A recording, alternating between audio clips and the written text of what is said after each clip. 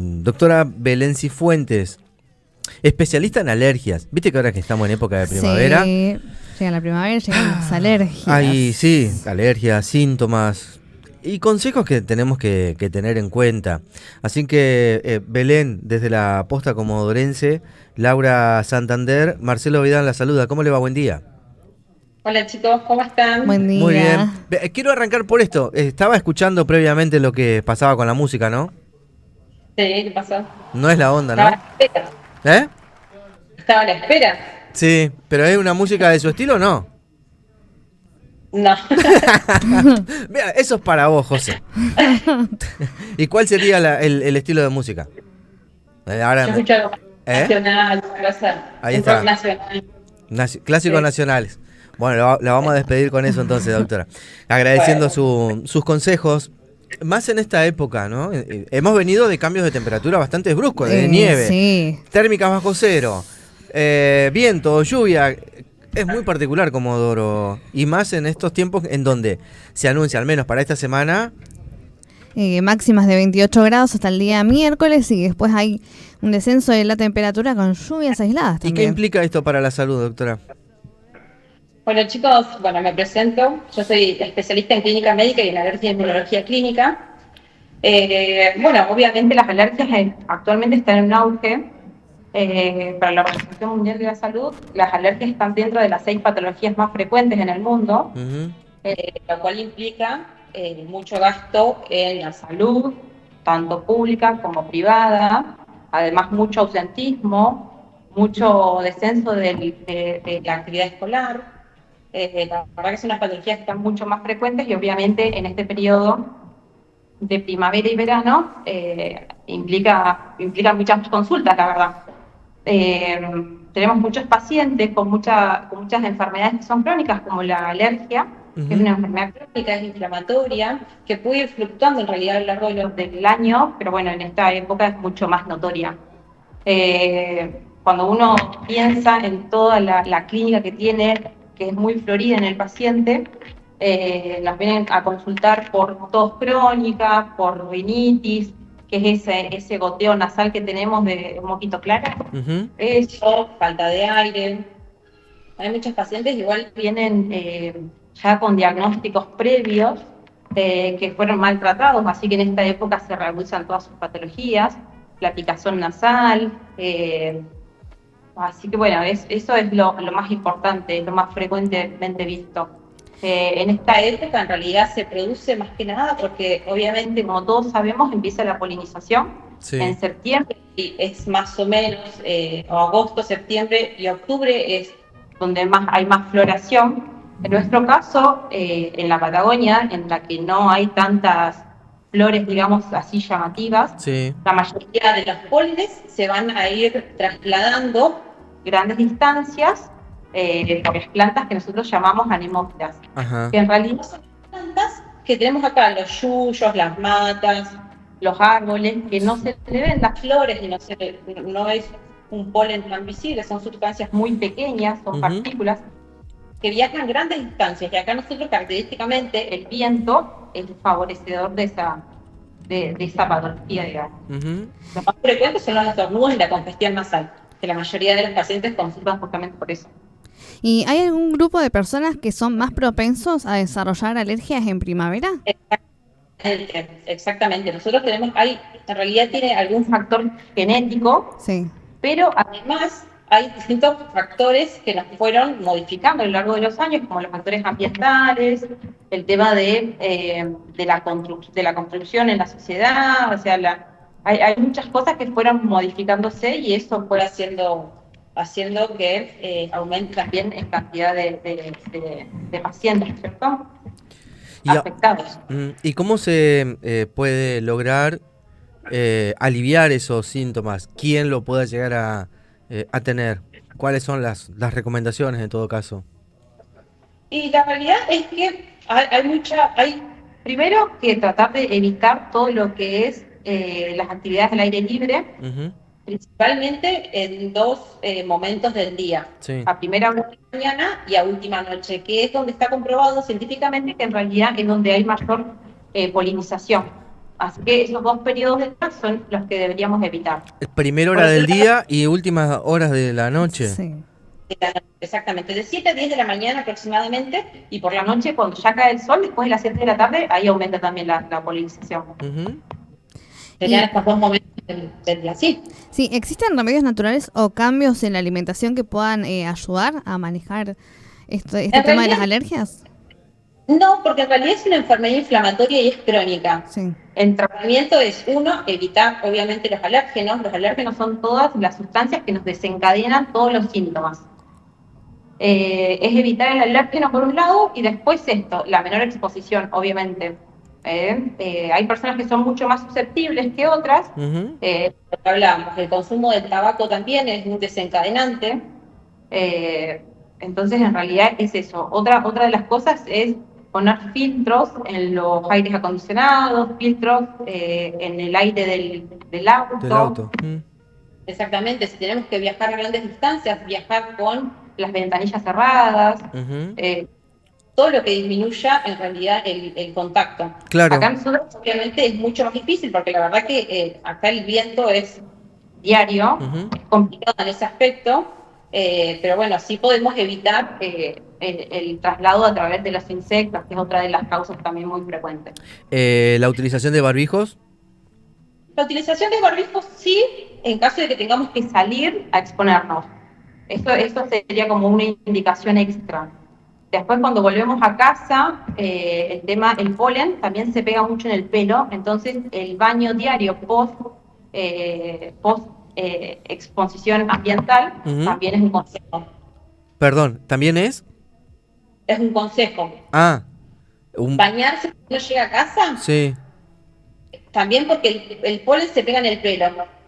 ajá. Eso Bueno, también es indicativo. sí, claro, es buen dato. Laura. Sí, ¿qué tipo de pruebas se utilizan para diagnosticar las alergias estacionales?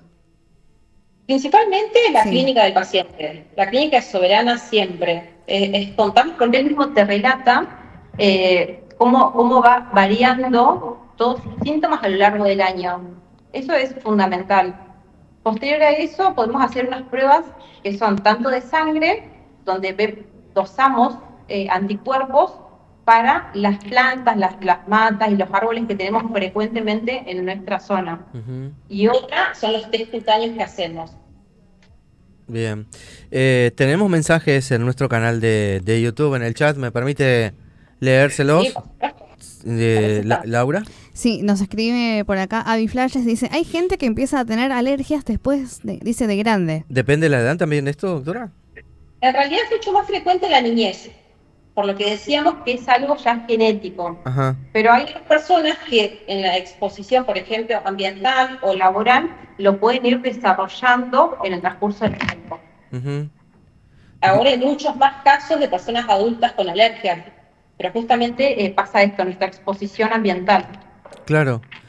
Bueno, y al nos ha tocado ver, por ejemplo, en zonas de camping o de zonas rurales que tiene Comodoro en sus cercanías, ¿no? En los kilómetros especialmente, en donde hay chacras, en donde Sí. hay forestación. Eso se ha dado mucho también en estos últimos días.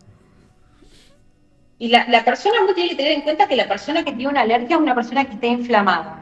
Entonces, tiene muchas más chances y tiene muchos más riesgos de adquirir cualquier infección respiratoria, tiene más riesgos de combinar 2 tipos de alergia, una respiratoria y otra cutánea, no solamente a nivel respiratorio, sino también en las conjuntivas de los ojos y generar conjuntivitis a repetición. Ujú. O sea que en realidad es una persona que está mucho más expuesta que otra persona que no tiene el mismo sistema inmunológico. Claro. Ujú. Bueno, se vienen tiempos de altas temperaturas y creo Sí. que acá vienen también las recomendaciones para mamás primerizas que tienen que exponer o salir y cuidar al bebé de los rayos del sol, que creo que va a ser bastante fuerte y complejo para nuestra zona, por lo que indican quienes entienden en materia meteorológica. Sí, sí, sí, además, a ver, el tiempo acá al fluctuar tanto también nos complica eso. Por ejemplo, los días de viento aumenta todos los síntomas respiratorios, y los días en los que está nublado, con mucha humedad o lluvia, esos días es como que apaga el polen, lo baja al piso, pero después cuando se seca, vuelven a florecer. Claro. Es decir que se puede duplicar en cantidad, ¿no? Sí. Sacando un cálculo así, hablando en criollo. Lo aplasta, pero una vez que se secó, Sale. otra vez. Vuelve a aparecer el mismo síntoma, exactamente. Laura. Exactamente. Sí, otras preguntas. ¿Cómo puede afectar el cambio climático a la duración e intensidad de las alergias? ¿Cuánto tiempo se estima? En realidad, mira, está estipulado que para el 2050 ya Sí. el 50% de la población va a tener algún tipo de alergia. En el año 2050. Sí. Claro, de acá a 20, 25 años se estima que el 50% de la población va a tener algún tipo de alergia. Ajá. ¿Y esto a qué se debe? Imagínate, justamente esto, el cambio climático es una Sí. de las causas, o sea, nosotros lo vivimos diariamente, cómo se transformó nuestro clima en Comodoro Rivadavia. Después la exposición laboral, por ejemplo, nosotros que trabajamos en el sistema de salud, todo el tiempo estamos en contacto con el caucho, que son todo, el caucho tiene todo, en todos lados está presente. Son en parte de barbijos, en parte de los guantes. Entonces, ejemplo, en el guante de látex tenemos 256 alérgenos, proteínas que son alergénicas. O sea que en una persona que está susceptible a tener algún tipo de alergia, es muy probable que haga una dermatitis, salga alguna congestión por el talco que tiene, etcétera. Bueno, qué complejo, ¿no? Sí.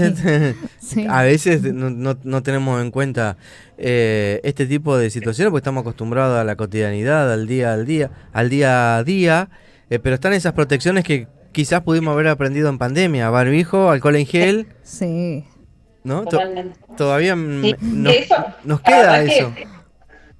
Post pandemia, yo viví acá en la pandemia, así que post pandemia fue un cambio dramático. Tuvimos como la parte buena, digamos, y la parte negativa, porque la parte positiva era en la que todo el mundo se cuidaba, entonces las infecciones respiratorias durante un año casi no aparecieron. Ajá. Pero posterior a eso, cuando uno ya se tranquilizó y bajó un poquito, ¿viste? La guardia. Sí, se volvió a la normalidad. Claro, ¿viste? Ahí floreció todo y llevamos un año sin defensas, o sea que los que recaían mucho más severamente. Qué bárbaro. Tremendo, sí. Bueno, es buen dato. En realidad es buena recomendación. Es sumamente necesaria una recomendación como esta que está brindando. Sigue siendo importante entonces, dependiendo las situaciones, la utilización de protección. Sí. Pongamos barbijo o algo que pueda proteger. Y el alcohol en gel para Sí. mí sigue siendo fundamental. Siempre presente, sí. Sí. Mucha gente lo dejó ya como un hábito que es bastante es práctica. Nosotros acá nos manejamos todo el tiempo, así los pacientes ingresan alcohol o higiene de manos entre paciente y paciente, así que es algo como que ya quedó, digamos, estandarizado, ¿viste? Tal cual. Y es así importante. Que, bueno, es fundamental.